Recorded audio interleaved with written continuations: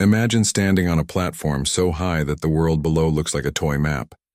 And one wrong step means you vanish forever. No second chances, no rescue, just air, and death waiting underneath. You're not on a movie set. This is real. The wind screams around you like it's trying to rip you away. Your hands are shaking, your throat is dry, and beside you stands your best friend, who might not even be alive anymore.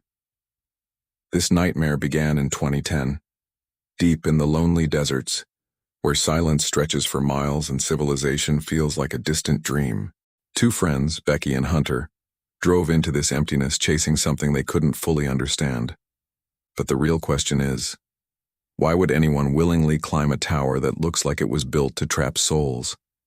For Becky, the answer wasn't adventure, it was grief. Almost a year earlier, she had watched her husband, Dan, die in a tragic climbing accident. The image never left her mind. Her life had become a dark tunnel of depression, and she couldn't find a way out. Hunter, on the other hand, was the opposite. She lived for adrenaline. Fear to her was not something to avoid. It was something to conquer. And so Hunter came up with a plan that sounded insane, yet strangely poetic. They would climb the infamous B67 TV tower, a rusting giant rising nearly 2,000 feet into the sky. Becky wanted to scatter Dan's ashes from the top, believing it would finally give her closure. Psychologists often say grief makes people do irrational things. This was one of them. The music in their car masked the truth. They weren't just going on a trip. They were walking straight into a survival test against nature, height, and their own minds. As the tower finally appeared on the horizon, it looked less like a structure and more like a sleeping monster waiting patiently. A warning sign at the base screamed, "Danger, no trespassing." But Hunter smirked. Becky hesitated, and then they took their first step upward. What they didn't know was this. Reaching the top would not be the hardest part. The real horror would begin the moment they tried to come back down. They thought the danger was the height. They were wrong. The real danger was what was holding that height together. The first 400 feet didn't feel impossible. A protective metal cage surrounded the ladder, giving a false sense of security. The steel groaned under their weight, but it held. Hunter climbed confidently, almost playfully, calling down encouragement. "See? Not so bad." Becky forced a smile. But the higher they climbed, the more the desert wind began to change its voice. It wasn't a breeze anymore. It was a force. It pushed against them, tugging at their clothes, slipping through the metal bars with a hollow whistle. At around 700 feet, the protective cage ended. From there on, the ladder was completely exposed. Just open air. Becky made the mistake of looking down. The truck below had become a dot. The highway looked like a thin pencil line drawn across the earth. Her stomach tightened. Her palms began to sweat. The tower vibrated constantly now. Every step caused a metallic shudder that echoed into the sky. Several bolts were missing. Some steps bent slightly when weight shifted onto them. This wasn't just old. It was neglected. Hunter kept climbing, adrenaline burning in her eyes. She thrived in moments like this. To her, fear was fuel. To Becky, fear was memory. Every gust of wind reminded her of Dan's final scream during his fall. Every shaky step felt like déjà vu. At 200 feet, the oxygen felt thinner, not dangerously low, but enough to make breathing heavier. Their legs trembled from strain. Their hands were scraped and red from rusted metal. They had already climbed too high to quit comfortably. And that's the trap with heights. The higher you go, the harder it becomes to turn back. Hunter looked up. Almost there. But almost was still another 800 feet of exposed steel, violent wind, and zero margin for error. And the tower? It felt alive now, like it was testing them. 4 hours later, when they finally reached the top, they thought they had defeated it. They had no idea. The tower was about to make its move. After 4 hours of climbing, bleeding hands, and shaking legs, they finally made it. And for a brief, dangerous moment, it felt worth it. The final stretch had nearly broken them. The wind at 1,800 feet was merciless, slamming into their bodies like invisible waves. Every movement required focus. Every breath felt earned. But then, the ladder ended.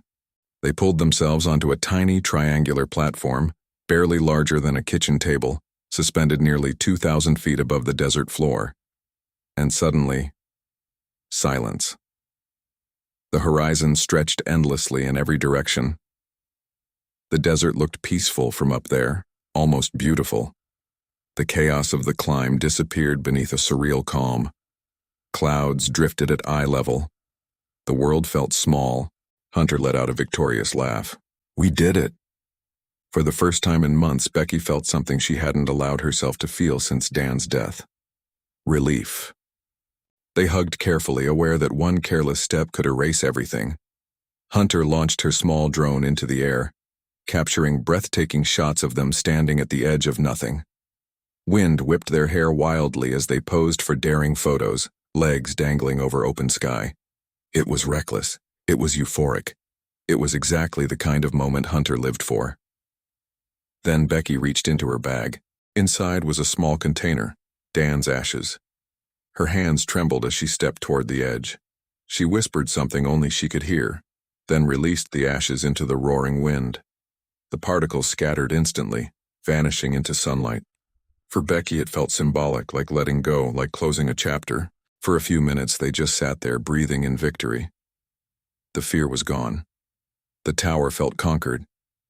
The danger felt behind them. But survival stories don't end at the peak. They end on the way down. Hunter stood up first. All right, let's head back before it gets dark. Becky nodded. She stepped toward the ladder. And that's when the tower answered back. The moment her foot touched the first step downward, a sound echoed through the sky, a sharp metallic crack. And in the next second, everything changed. One metallic crack. That was all it took. At 2,000 feet above the desert floor, there is no such thing as a small mistake. The moment Becky shifted her weight onto the first step down, the rusted section beneath her boot gave way.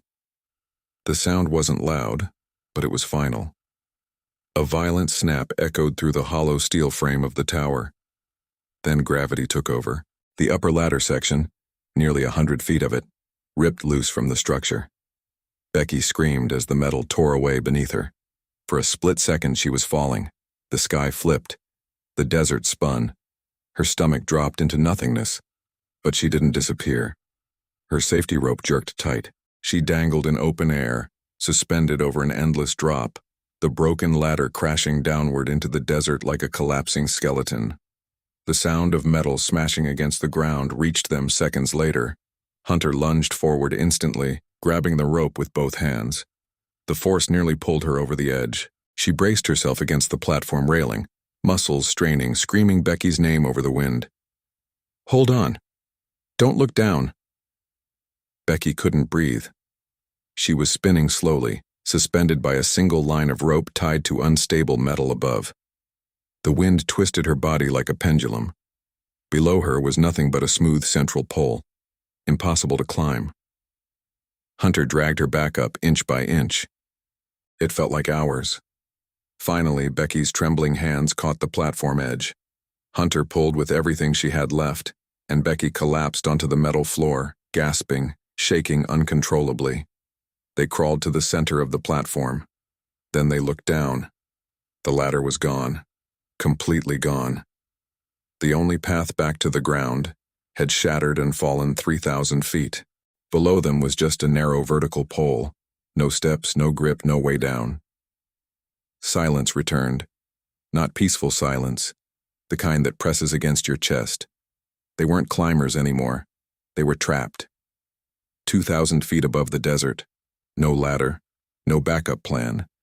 And as the sun slowly began to sink toward the horizon, they realized something far worse than the fall. Night was coming. By the third morning, Becky wasn't sure what was real anymore. The sun rose slowly over the desert, painting the sky in soft orange light, but there was nothing soft about her situation. Her lips were cracked. Her tongue felt swollen.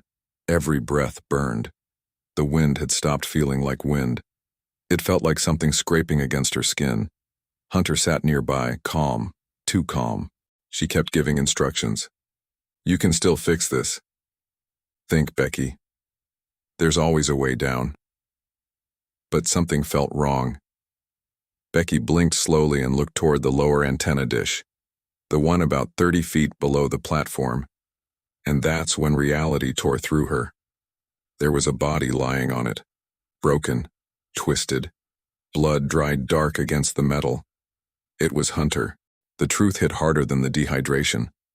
When Hunter had gone down to retrieve the backpack 2 days earlier, she never made it back up. The rope must have snapped. She had fallen onto the antenna and died instantly. The Hunter sitting beside Becky all this time wasn't real. Becky's mind had created her. Grief, isolation, trauma, dehydration. Her brain had built a version of her friend just to survive the silence, which meant one thing. For the last 48 hours, Becky had been completely alone. She broke down. The scream that escaped her throat was raw and animalistic. But screaming wasted energy, and she didn't have energy to waste. Then she remembered something. Hunter's phone was in her pocket, down there, with the body. If the phone could reach the ground intact, it might catch signal. It was insane. It was horrifying. It was the only option left. Becky tied the remaining rope around herself and slowly descended to the antenna. The smell hit her first, then the sight. She forced herself not to look at Hunter's face. With trembling hands, she removed the phone. She wrapped it inside a shoe for protection, but that wouldn't be enough. The drop was too high. The impact would destroy it. So Becky made the most disturbing decision of her life. She placed the protected phone deep into the torn fabric of Hunter's jacket, cushioning it within the body itself. Then she typed a message to her father. SOS, 2000 FT Tower, Desert Highway, please help. Her fingers barely worked. She hit send and pushed. The body fell. 2,000 feet. Seconds later, impact, silence.